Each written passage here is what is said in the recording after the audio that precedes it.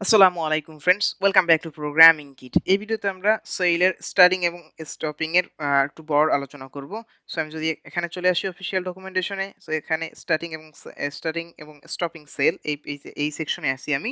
So এর আগে আমরা এতক্ষণ যেটা দেখছি যে আমরা এখান থেকে ফার্স্টে দেখলাম যে ডট ভেন্ডর রান করে আমাদের সেল আপ করতে হচ্ছে। দেন লাস্ট ভিডিওতে আমরা এলিয়াস সেট করলাম, সো আমরা এটাকে ডাইরেক্ট সেল আপ বলে আমাদের অ্যাপ্লিকেশন রানিং হয়ে যাচ্ছে এবং কন্ট্রোল সি দিয়ে আমাদের কাটতে হচ্ছে, অর্থাৎ কন্ট্রোল সি ডাবল প্রেস করে আমাদের এটাকে কাটতে হচ্ছে বা আপনার অ্যাপ্লিকেশনটাকে থামাইতে হচ্ছে।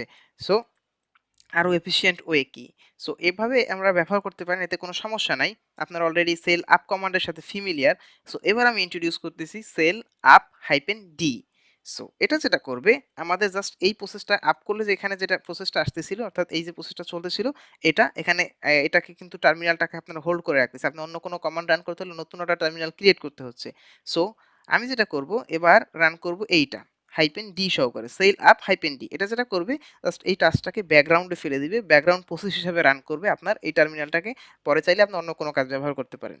সো আমি যদি হাইপেন ডি দিয়ে এই কমান্ডটা রান করি, সে দেখবেন এখানে জাস্ট ২-৩ টে লাইন আসবে। এরপর জাস্ট এই টাস্কটাকে ব্যাকগ্রাউন্ডে ফেলে দিবে এবং টার্মিনাল আবার ফ্রি হয়ে যাবে কাজ করার জন্য। সো এবার আপনার ব্যাকগ্রাউন্ডে আপনার অ্যাপ্লিকেশন চলতেছে। যদি আমি এখানে রিলোড প্রেস করি এই পেজে, সো আপনার অ্যাপ্লিকেশন দেখতেছেন যে আমাদের অ্যাপ্লিকেশন রানিং আছে, কোনো প্রবলেম ছাড়াই এটা চলতেছে, কোনো প্রবলেম করতেছে না। এর কারণ হচ্ছে আবার সেলটা এবার আমার ব্যাকগ্রাউন্ডে চলতেছে। এবার আর আমাদের এই টার্মিনালটা আটকিয়ে রাখতেছে না। ব্যাকগ্রাউন্ডে চলতেছে, আমাদের এখন চাইলে কন্টিনিউয়াসলি আপনি আপনার ব্রাউজার এডিটরে গিয়ে কোড এডিট করতে পারেন এবং এখানে অটোমেটিক্যালি আপডেট হতে থাকবে। আপনার সার্ভার সম্বন্ধে আর কোনো থিংক করতে হবে না। এবার আসেন, যেহেতু এটা ব্যাকগ্রাউন্ডে চলে গেল, এবার কিন্তু আমি কন্ট্রোল সি দিয়ে আর থামাইতে পারতেছি না। সো এবার আমরা এটাকে থামাবো কি করে? সো এবার থামানোর কমান্ড হচ্ছে গিয়ে সেল ডাউন।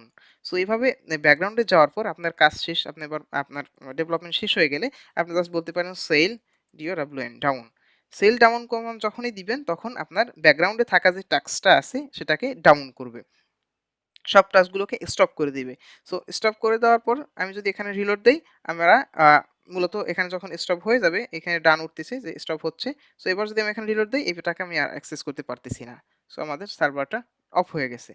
সো এখানে হচ্ছে গিয়ে স্টার্টিং এবং স্টপিং এর জন্য ৩ টা কমান্ড। একটা সেল আপ, একটা হচ্ছে সেল ডাউন, আরেকটা হচ্ছে cell up hyphen D. Hyphen D দিলে আপনার এই টাস্কটাকে ব্যাকগ্রাউন্ড হিসেবে রান করতেছে এবং আপনি বারবার এটাকে আপনার করতে হচ্ছে না। সো আপনি এভাবে অ্যাক্সেস করতে পারেন।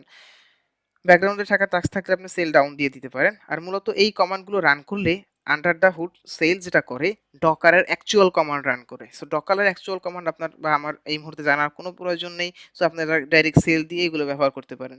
সো হাইপেন ডি দিলে আপনার ব্যাকগ্রাউন্ডে চলতেছে এবং ডাউন কমান্ড দিলে সার্ভার অফ হয়ে যাচ্ছে এবং সেল আপ কমান্ড দিলে আপনার সার্ভার চালু হয়ে যাচ্ছে। সো গাইস, এটা শুধুমাত্র স্টার্টিং এ স্টপিং। সো পরের ভিডিওতে আমরা এক্সিকিউটিং কমান্ড, অর্থাৎ সেইলের ভিতর দিয়ে আমরা কম্পোজারের কমান্ডগুলো কিভাবে দিব, আর্টিসান কমান্ডগুলো কিভাবে রান করব, নোড অর্থাৎ এনপিএম রান ওয়াচ এগুলো কিভাবে রান করব, এগুলো নিয়ে আলোচনা করব। সো গাইস, এই ভিডিওটা এই পর্যন্তই। Thank you for watching. আল্লাহ হাফেজ।